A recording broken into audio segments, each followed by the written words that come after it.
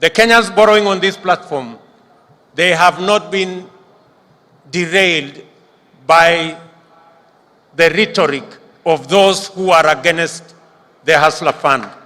Let me say for the record and ask fellow leaders, my good friends, you are borrowing your mortgage at 3%.